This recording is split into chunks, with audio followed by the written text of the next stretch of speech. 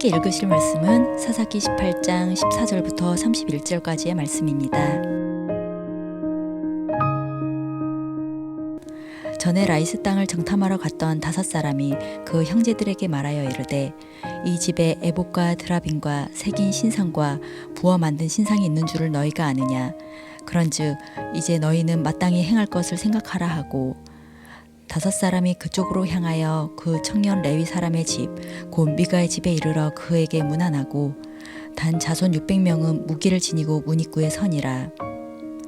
그 땅을 정탐하러 갔던 5사람이 그리로 들어가서 새긴 신상과 에봇과 드라빔과 부어 만든 신상을 가져갈 때에 그 제사장은 무기를 지니 600명과 함께 문 입구에 섰더니 그 5사람이 미가의 집에 들어가서 그 새긴 신상과 에봇과 드라빔과 부어 만든 신상을 가지고 나오매 그 제사장이 그들에게 묻되 너희가 무엇을 하느냐 하니 그들이 그에게 이르되 잠잠하라 내 손을 입에 대라 우리와 함께 가서 우리의 아버지와 제사장이 되라.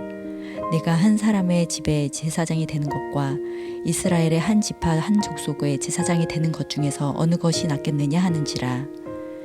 그 제사장이 마음에 기뻐하여 에봇과 드라빔과 새긴 우상을 받아가지고 그 백성 가운데로 들어가니라. 그들이 돌이켜서 어린아이들과 가축과 값진 물건들을 앞세우고 길을 떠나더니 그들이 미가의 집을 멀리 떠난 때에 미가의 이웃집 사람들이 모여서 단 자손을 따라 붙어서 단 자손을 부른지라. 그들이 얼굴을 돌려 미가에게 이르되 네가 무슨 일로 이같이 모아가지고 왔느냐 하니 미가가 이르되 내가 만든 신들과 제사장을 빼앗아 갔으니 이제 내게 오히려 남은 것이 무엇이냐 너희가 어찌하여 나더러 무슨 일이냐고 하느냐 하는지라. 단 자손이 그에게 이르되 내 목소리를 우리에게 들리게 하지 말라. 노한 자들이 너희를 쳐서 내 생명과 내 가족의 생명을 잃게 할까 하노라 하고 단 자손이 자기 길을 간지라. 미가가 단 자손이 자기보다 강한 것을 보고 돌이켜 집으로 돌아갔더라.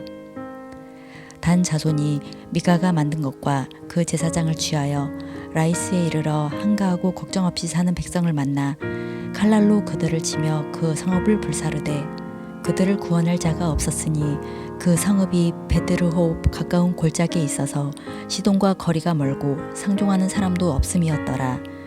단 자손이 성읍을 세우고 거기 거주하면서 이스라엘에게서 태어난 그들의 조상 단의 이름을 따라 그 성읍을 단이라 하니라. 그 성읍의 본 이름은 라이스였더라. 단 자손이 자기들을 위하여 그 새긴 신상을 세웠고 모세의 손자요 게르솜의 아들인 요나단과 그의 자손은 단 지파의 제사장이 되어 그 땅 백성이 사로잡히는 날까지 이르렀더라. 하나님의 집이 실로에 있을 동안에 미가가 만든 바 새긴 신상이 단 자손에게 있었더라. 아멘. 사사기에 등장하는 마지막 사사인 삼손의 이야기가 끝이 나고 이제 사사기의 저자는 이스라엘이 총체적으로 부패했음을 보여주는 몇 가지 이야기들을 기록하면서 이 책의 마지막 부분을 채워가고 있는데요. 특별히 사사기 17장에서부터 시작되는 미가라는 한 우상 숭배자의 이야기와 또 18장에서부터 나타나고 있는 땅을 찾아 헤매는 단지파 사람들의 이야기가 오늘 본문에서 함께 이어지게 됩니다. 결론부터 말씀드리자면 한 집안의 우상 숭배가 이스라엘의 한 지파가 타락하게 된 동기가 되고 만 이야기인데요. 앞서 여호수아에게 분배받은 땅을 정복하지 못하고 방황하다가 정착할 땅을 찾아 나선 단지파는 평화로운 도시 라이스 혹은 레셉이라고 부르는 성읍을 목표로 삼고 본격적으로 정복에 나섭니다. 그리고 그 과정에서 앞서 정탐하는 중에 만났던 미가의 집에서 제사장 노릇을 하고 있던 레위 사람을 오늘 본문인 14절 이하에서 다시 마주하게 되고 여기서 단지파 사람들과 이 레위 사람 사이에 은밀한 거래가 이루어지게 됩니다. 말씀을 보면 단지파 사람들이 미가의 집에 들어가 종교적인 물건들을 갈취하기 시작할 때 이를 지켜보던 레위 사람이 나서서 항의를 하자 단지파 사람들은 레위 사람을 향해 이렇게 제안합니다. 네가 한 집안의 제사장과 온 지파의 제사장이 되는 것 중에 어느 것이 낫겠느냐? 그런데 여기서 참 어이없게도 레위 사람은 성경의 표현대로라면 마음에 기뻐하여 그 종교적인 물건들을 가지고서 단지파 사람들과 함께 떠나게 됩니다. 어떻게 보면 600명의 군사들에게 포위당한 상황에서 레위 사람의 이러한 선택은 불가피한 것으로 볼 수도 있겠지만 성경은 분명히 그 레위 사람이 마음에 기뻐하여 자신에게 제안한 자들에게 동조했다라고 기록하고 있습니다. 진짜 자신들에게 성공할 기회가 찾아왔다고 여긴 걸까요? 단지파 사람들과 레위 사람은 함께 손을 맞잡고 절도죄뿐만 아니라 인간적인 배신까지 저지르고 있는 것을 보게 됩니다. 앞서 미가는 단지파의 정탐꾼들이 자신의 집에서 쉬어가도록 배려를 해줬고, 또 방황하던 레위 사람을 자신의 집으로 들여서 제사장으로 삼고 또 어른으로 모시면서 동시에 아들처럼 사랑해 주었지만, 이들은 함께 힘을 합쳐 미가의 물건을 훔치고 결국 인간적으로 배신까지 하게 된 거죠.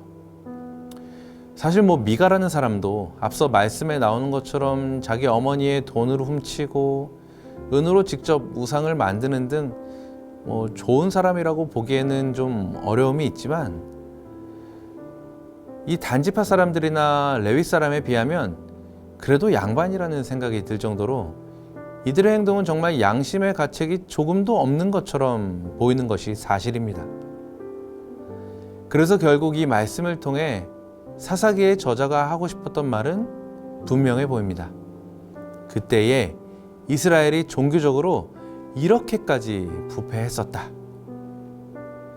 도덕적으로 올바른 가치관이 없었던 것은 물론이고, 하나님을 향한 경외심, 즉 하나님을 두려워하는 사람들의 마음이나 사회적인 분위기도 전혀 없었다는 겁니다.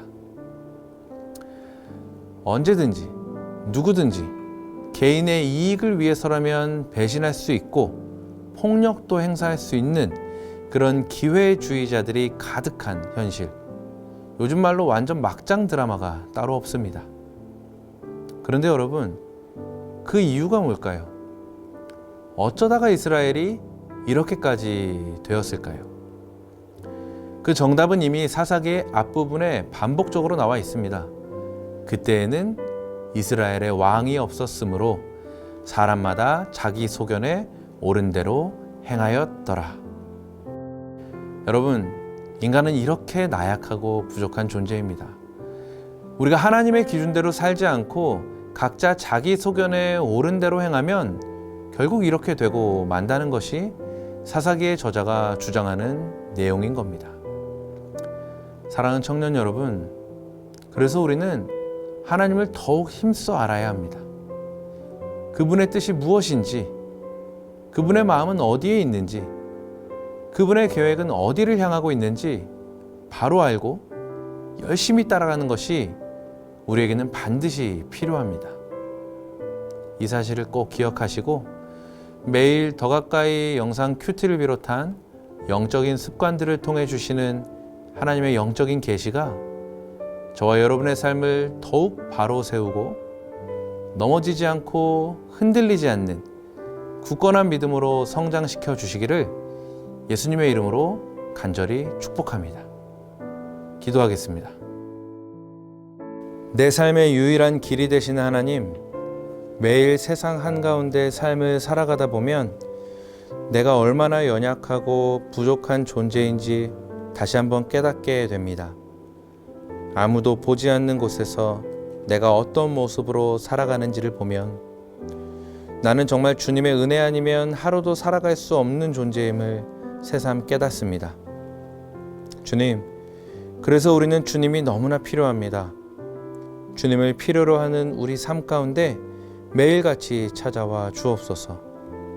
그래서 그 주님을 내가 매일매일 더 깊이 알아가고 거룩한 하나님의 사람으로 살아가게 하옵소서. 감사드리며 오늘도 내 삶을 비추시는 빛 대신 예수 그리스도의 이름으로 기도합니다. 아멘.